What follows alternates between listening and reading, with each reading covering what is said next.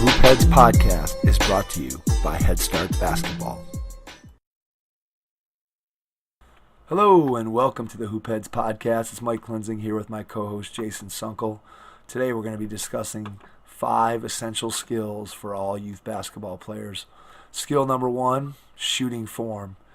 And Jason, I think shooting form is something that kids really lack today. A lot of the reason why is because of the inability to access basketball hoops that are not 10 feet high. When you're 6 or 7 years old and you've got to take the ball from down by your waist and chuck it across your body in order to get the amount of power you need to even get the ball up near the basket, I think that's a big issue. Yeah, the kids, they form bad habits when they're young because they're throwing the ball, like you said, across your body. And when they do that, then what happens is they get used to throwing it a specific way. And when they throw it the specific way, they can't readjust to getting it to the 10 foot. So I think really it's important to try to find the facilities that supply the kids the 7-foot hoops, because it's all about getting them to shoot the right form and getting them a good foundation. Yeah, it's a real challenge to find facilities that have adjustable baskets. Even if you go into most elementary schools that I've ever been in, they almost all have 10-foot baskets, and most of them aren't even adjustable. And when you do get to a facility that's adjustable, a lot of times it's kind of a pain to adjust the basket. And as a result of that, a lot of times they just don't get adjusted. I know we face that with camp. Oftentimes where we go, we don't have the ability to adjust the basket, or if we do, a lot of times there's not somebody available that has the pole or the equipment that is needed to be able to adjust it. And it'd be great if we could get all our kids shooting on baskets that were lower than 10 feet. I know I spent a lot of time when I was a kid shooting on a basket, that was a lot lower than 10 feet, starting when I was really young. And then even up into 7th or 8th grade, my basket was still not set at 10 feet. It was at 9 or 9.5. And I think that's what allowed me to really develop the shooting form that enabled me to be a good shooter in my career. All right, the second essential skill for youth basketball players is ball handling. And we've talked at length about how ball handling is probably the easiest thing for youth to work on. You can basically dribble a basketball anywhere you are. I know you can walk around the neighborhood dribbling when your family's outside, going for a walk. You can dribble around your house if your parents let you, like during commercials and on the carpet, different things like that. It's very easy to practice dribbling because all you need is a ball and yourself. You don't need anything else. Absolutely. I think that kids are well served to have a ball in their hands as much as possible. If you're the parent of a young basketball player, the more you can encourage them to dribble the ball, the better off they're going to be. There's such a variety now of different things that you can do with the ball. You can just go and find video just about anywhere of different ball handling drills and things you can do. And I remember when I was a kid, I used to do the stationary Pete Maravich ball handling drills, and I would do them on the carpet while I was watching TV in my family room. And my mom, of course, allowed me to do that, which was great. And I think that's something that really helped me as a ball handler and a dribbler. And if we think about why the skill of being a great ball handler is essential for a youth basketball player, kids who can really handle the ball and dribble can get to places that they want to get to on the court, and that gives them such an advantage. You see a game, 3rd, 4th, 5th grade, and you see there are kids that can handle the ball, and those are the kids that go all over the court, can score, and not necessarily because they're better shooters, but simply because they can get to places on the court that enable them to score. And I think working on your ball handling, you said, Jason, great point, that it's convenient, it's easy. You don't need a basketball hoop, you don't need a bunch of friends. You need a small space in your garage, in your basement, on your driveway, in the gym, and a ball. You don't even need a basketball hoop, and you can become a better ball handler. And it pays off very, very quickly when you develop your ball handling skills. Let's move on to number 3. The third essential skill for any youth basketball player is simply working on their coordination. And many times, kids today, they just don't play the same way that kids maybe of your generation or my generation played, where we were just outside running around and climbing trees and playing freeze tag. And throwing apples to see who could throw them the furthest, or whatever the case might be, that helped you to develop your athleticism. And now, what are kids doing? They're playing video games. Fortnite. Yeah, I mean, that's their free time. And so as a result of that, I think that they've lost a little bit of the athleticism. And so consequently, as a coach or a parent, we have to guide our kids and have them working on skipping and galloping and jumping rope and doing karaoke and being able to change direction and balance and all those things that, we kind of took for granted back in the previous generations. And now we really have to work on it with kids. Well, I definitely see this. Today actually at camp, we're in our 4th week of camp. I was doing some of these skills with some of the younger kids, and they looked at me like I was crazy. Well, why are you doing this for me at basketball camp? It doesn't make sense. But at the same time, they didn't even know half the stuff I was trying to explain to them. Like, they didn't know what karaoke is. They didn't know what doing like specific gallops and the jumps that I was doing. They were like, why would we do this for basketball? And I was like, well, this is more for coordination. You're working on your hand-eye coordination, working on your movement situation. And they kind of, I don't think they really believed that we were doing something that would benefit them on the basketball floor, because they're just not used to doing these activities. And I really think, like we talked about when we were kids, we were out doing things. We were out playing, like we used to freeze tag, ghosts in the graveyard, and things like that. We were out playing, and these kids just don't do it and don't have the versatility that they did, and that their motor skills are just not up to snuff as to what they were when we were kids. Yeah, I think you see it when you try to combine multiple athletic movements. Like we were watching today when the kids were running, and Coach Don had them turn around. So they're sprinting down the court, and then they turn around to backpedal, and many of them look just so mechanical. And when they have to put movements together, which obviously you have to do to be a good basketball player, you have to put movements together. You have to have great footwork, and if you're not coordinated and you don't have the ability to move your feet and be on balance while you're doing it, it's really, really tough to be a good basketball player without good feet, good balance, and good coordination. Perfect. This kind of leads right into our 4th skill for essential youth basketball players is speed and quickness, and it kind of goes along with coordination. If you have the speed and the quickness to get to certain spots on the floor, and this kind of also goes with ball handling almost, if you have the ability to get quickly to spots on the floor, you're going to get opportunities to score.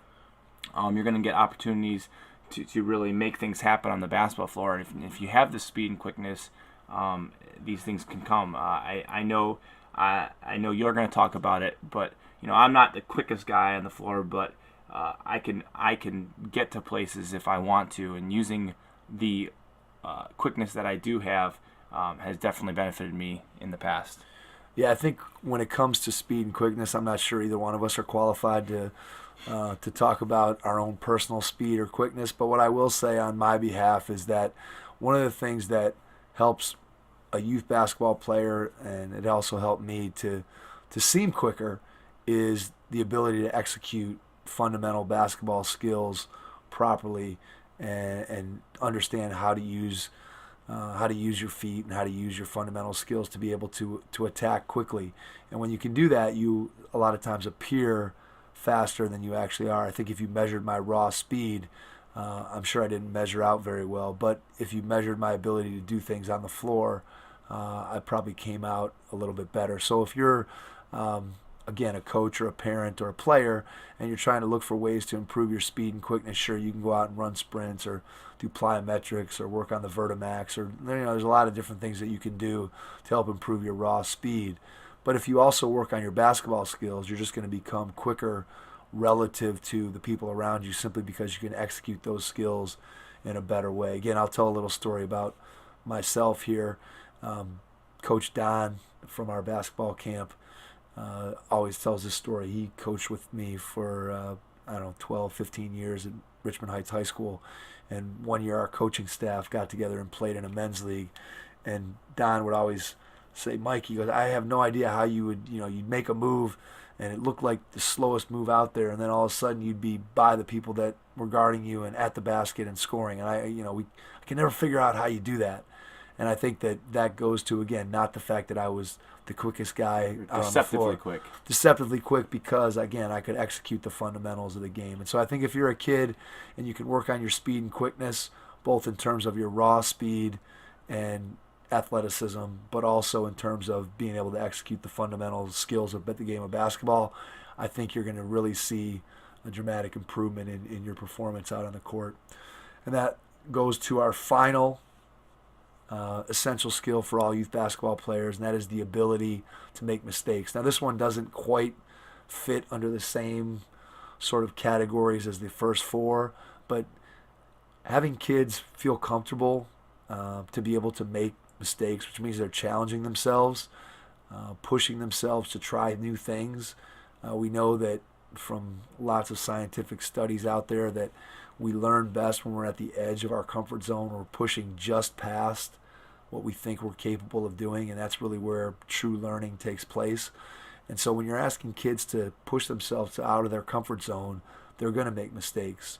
And we have to accept that those mistakes are part of the learning process. And if we take away kids' ability to make mistakes by yelling at them or criticizing them when they try something new or try something difficult, we're really disincentivizing them from wanting to improve and get better. Yeah, I totally agree. And I take personal examples from when I was coaching. You know, I would tell kids and teach them something and say, hey, we're going to try this today. And it could be as simple as a left-hand layup and just say, this is practice, guys. You need to work hard and try, because you're not going to get any better if you don't do the way you're supposed to do it in practice. You're not going to translate it onto the basketball floor. You know, it's easy for us to get mad at a kid for, you know, or overreact to a kid doing something wrong during a game, you know, because we know obviously we want the situation to work out. But at the same time, in practice, it's really important to give positive feedback as much as you can. And I always tell my kids, you know, oh, good trying with your left hand. I like seeing that you're using your left hand. I like seeing what you're doing, you know, because it's showing me that they're trying their hardest. And at the same time, you know, because it's easy to be comfortable with a certain situation. It goes along with like different skill sets. Like if I have a kid that I want to work on their post game a little bit, or I want them to go to the basket a little bit more, it's easy for them to stop and jack up a shot from the elbow or take a jumper instead of going to the lane because maybe they don't want to get contact. But at the same time, like giving them the opportunity to learn from their mistakes and say, hey, just try it. What harm's going to come to it? This is a game or it's practice. You've got to practice things to get better at them. So I think it's really important to be able to make mistakes. Yeah, if you encourage kids to try something new, so if you're trying to get a kid again who plays on the perimeter to go in the post, or you're getting a right-handed player to try to shoot a left-handed layup, or you're trying to get one of your players to bring the ball up the floor who's not normally a ball handler, and then you turn around and they try to do those things and you take them out of the game or you criticize them, you're going to disincentivize again them from wanting to ever try those things. So it's really, really important that you praise the effort and not the result. So if a kid goes in and shoots a left-handed layup and uses their left hand and they miss, you can't be mad. And then the next time, turn around when they make it with the left, shoot with the left hand and they make it, and then you're cheering. It's got to be consistent that you're rewarding the effort and you're not rewarding what the result is and what you want to look at the process. And I think that's one of the things that as a youth coach or a player or as a parent, you want to look at what's the process that we're doing to try to learn and try to improve. So it's really, really important and essential that youth basketball players retain that ability to make mistakes. And mostly that comes, again, from coaches and parents. So, Jason, just quickly to review our 5 essential skills for all youth basketball players. Number 1 is making sure that our players have good shooting form.